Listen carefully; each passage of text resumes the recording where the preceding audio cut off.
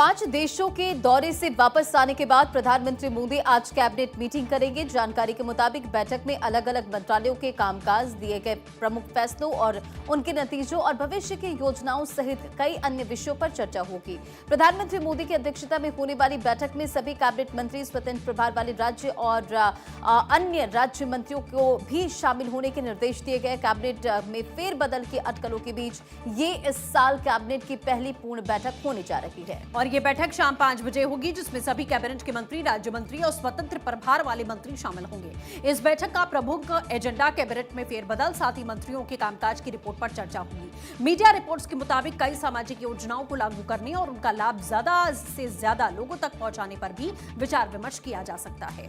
तो बैठक का एजेंडा क्या होगा, अब आप वो भी समझिए। प्रधानमंत्री मोदी के पश्चिमी एशिया में जारी संकट और उसके आर्थिक प्रभावों का जिक्र करने की संभावना है और वह मंत्रालयों और विभागों को निर्देश दे सकते हैं कि नागरिकों को कम से कम असुविधा हो। इसके लिए किस तरह से आगे बढ़ा जाए। सोर्स ये बता रहे हैं कि बैठक में ऊर्जा, कृषि, उर्वरक, विमानन, शिपिंग और लॉजिस्टिक जैसे क्षेत्रों पर विशेष ध्यान भी दिया जा सकता है।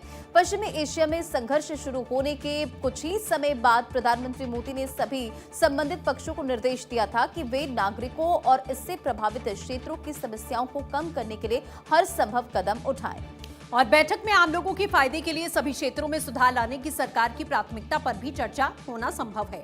प्रधानमंत्री ने इससे पहले अगले 10 वर्षों के लिए सुधार की प्राथमिकताओं की रूपरेखा पेश करते हुए कहा था कि उनकी सरकार की रिफॉर्म एक्सप्रेस ने व्यवस्थागत बदलाव लाए हैं और आम नागरिकों को काफी हद तक लाभ पहुंचाया गया। ये बैठक पश्चिम बंगाल, असम, पौंडीचेरी में भाजपा की जबरदस्त जीत के बाद हो रही है।